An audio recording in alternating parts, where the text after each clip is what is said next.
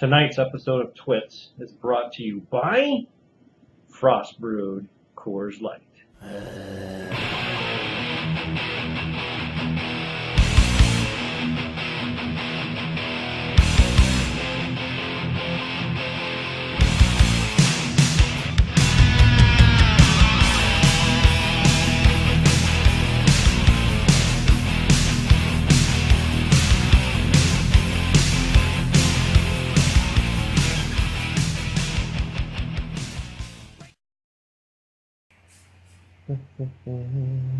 Little, what's the name of that band? Metal Church.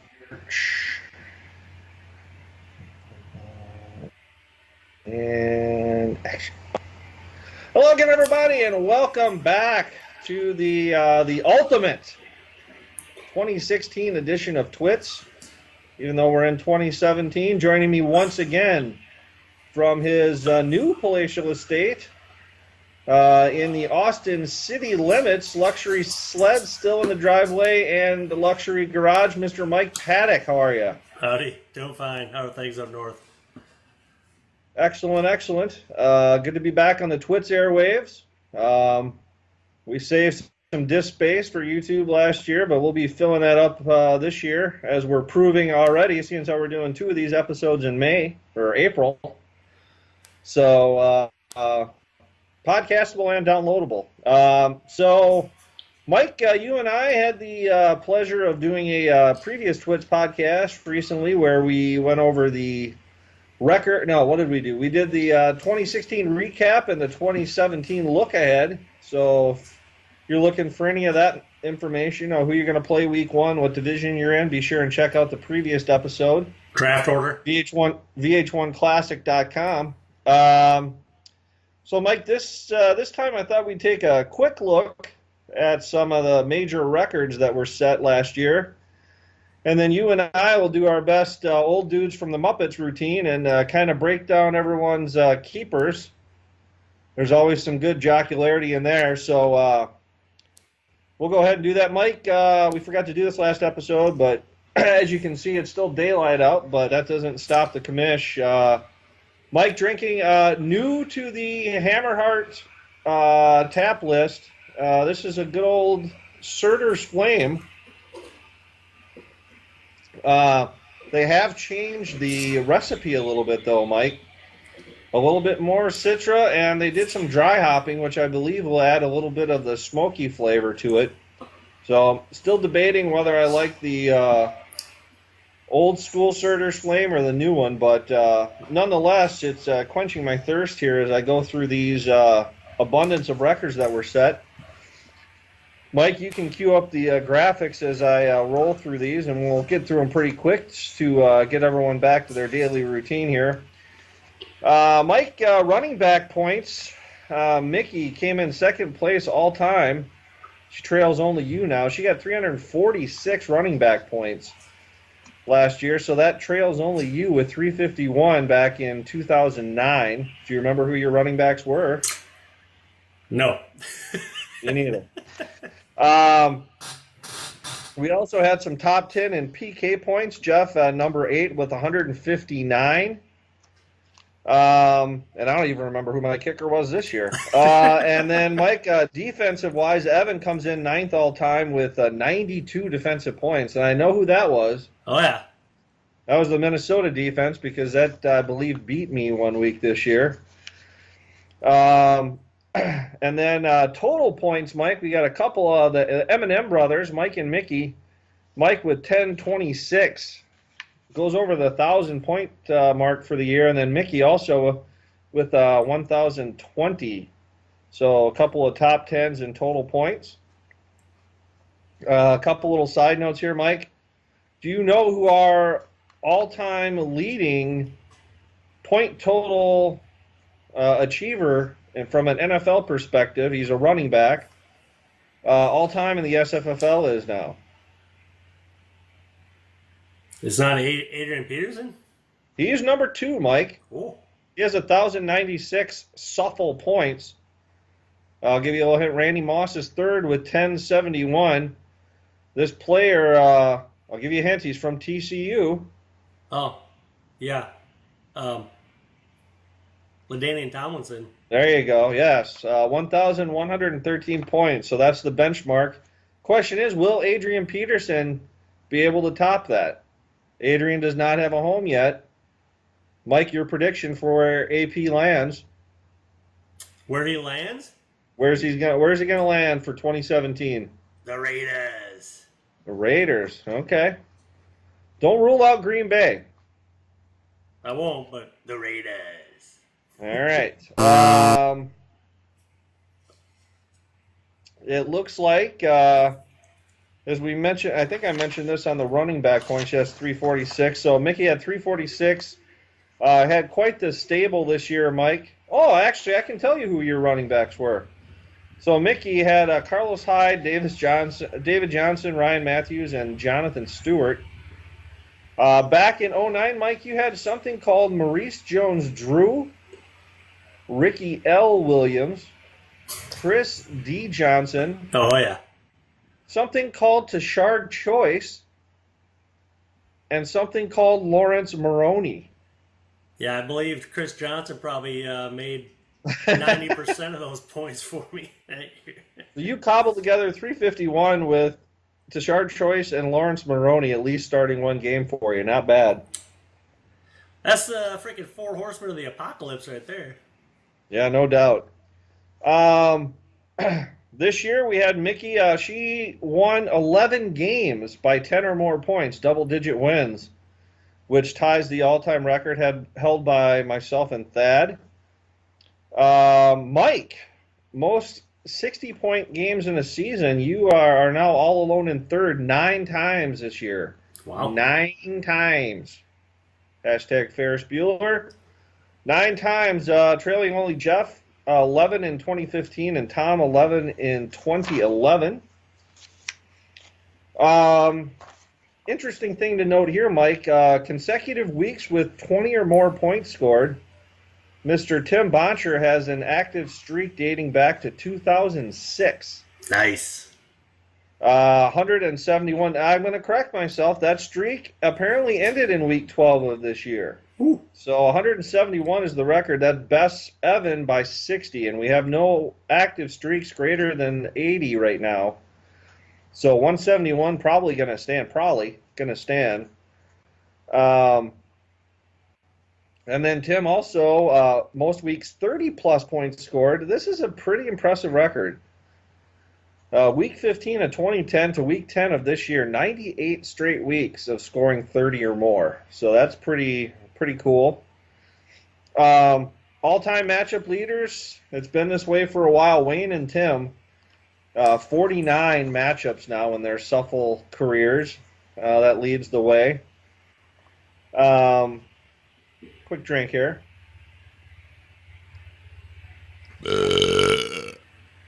Okay, so this one is interesting. So it looks like in terms of one owner versus another owner, I've beaten Greg now, dating back to week 11 of this year. 11 straight times.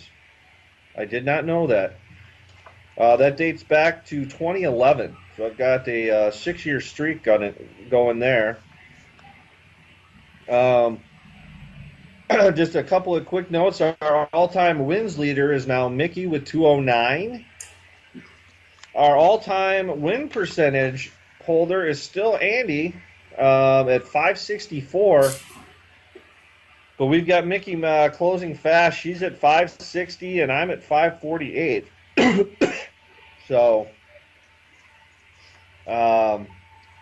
Andy is Mick gets off to a hot start in 2017. That could be a changing of the guard. We have a couple owners, Mike, over 15,000 now. Myself with 15,567, and Mr. Hodson with 15,010 career points. Wow. So a couple owners over 15 grand. And then we mentioned the 20 and the 30-point weeks, so that should just about do it. So those were some of the highlights, Mike, for 2016 in terms of records. And why don't we now take a look at kind of the last piece of the puzzle, from a Twits perspective, the 2017 keepers, Mike. We'll kind of go back and forth on these and have some fun with this, and we'll take a look at who's got what and where they might go with their keepers. Sounds good. You want me to kick it off? I'm coming in cold. Tee it up, baby. No research here, but I'm looking at the page. I think Bill might have an easy pick this year for a keeper. Dak Prescott eligible with a 14th rounder. Okay. Unless he gets hurt or something. I know that Romo already retired, but you got Christian Michael, who's with the Packers now.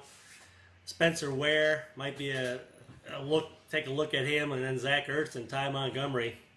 So Ty Montgomery might be intriguing if he's the lead dog. yeah. Yep. We'll see how that shakes out. But I would call that one a no-brainer. Yep. Oh, you got a All good right, one. so I'll take a look at Evan here. He's got a couple of options at quarterback, Andy Dalton for an 11th or Jameis Winston for a 13. Probably won't go the Kenneth Dixon route. He's suspended for a quarter of the year. Probably won't go the Matt Asiata route. And probably won't go the Tim Hightower route. I believe he's been traded. He might be in San Francisco now. I can't quite confirm that.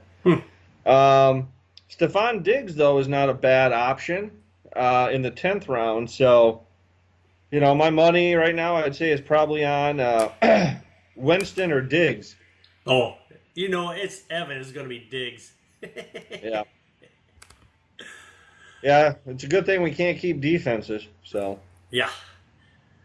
We got Greg up next. Phillip Rivers. Old Man Rivers is eligible for the 11th round pick. Put up some pretty good stats last year. Darren Sproles had a couple of decent games for the Eagles. He must have been picked up as a free agent. You got a 15th rounder on him. Duke Johnson. All my dreams have died with Duke Johnson over the years, but he's eligible with a 13th rounder. And then a couple of tight ends. Cameron Brate. I think he's an up-and-comer. Yeah, that's a Gronk light. Yep, up-and-comer down there in TV with the 15th rounder. And Charles Clay as well, 15th. And then, a breakout receiver who I had 2 years in a row that didn't mean nothing. Devontae Adams with a 15th-round pick. That a little bit... he's got a little bit to choose from there. What do you think? I'd probably lean Devontae. I'd probably lean Devontae, too. He's got 2 bricks for hands, but he gets a lot of balls thrown his way. All right, Mike, I'm going to skip over myself and leave that one for you. I'll move on to Mickey. She has Mr. Playoffs there. Matt Ryan is an option with a 15th rounder. Something called TJ Yeldon in the 12th. Tight end Zach Miller, 15. Deshaun Jackson, who's now in Tampa, semi-intriguing at 11. Emmanuel Sanders in the 10th. And that would do it. So I'm thinking she's probably going to stick with Mr. Ryan there. That's probably a value pick at round 15. Oh, yeah, Matty Ice. And you are up next then, too. A couple of quarterbacks to choose from there. One, Kirk Cousins, who had a little bit of a squabble with his contract and whatnot, but he's still with the Redskins, I believe, or the team we cannot name. Yeah, and I'm trying to think. They got a receiver. I know they lost Jackson. Did they? No, they didn't get Alshon Jeffrey. They got another receiver though, but I can't remember who. But anyway, go on. Yeah, Marcus Mariota. He's got the legs and the arm. See what happens if you want to throw a flyer on him this year.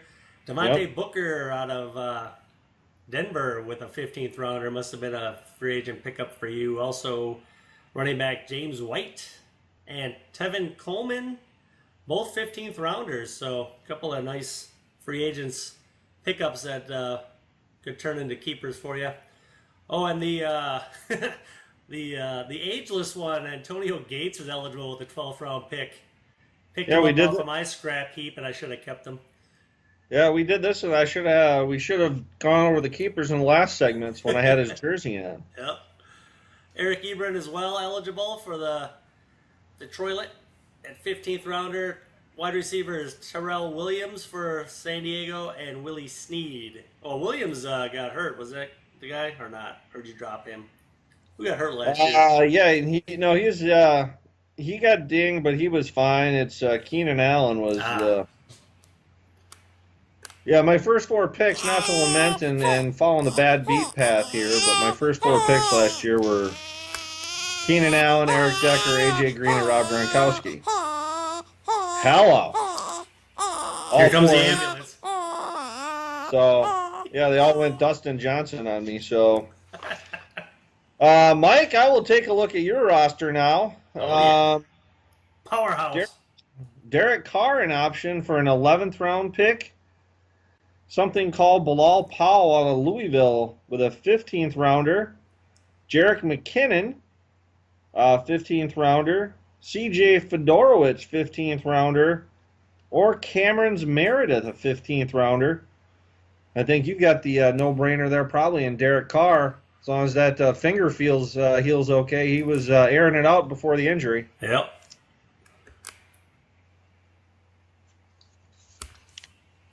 So that brings us to Thad. Quarterback Matt Stafford for a 15th round pick. Does he have anything left in him? Also, running back LeGarrette Blount. That was a steal in the 11th round last year. Oh, yeah.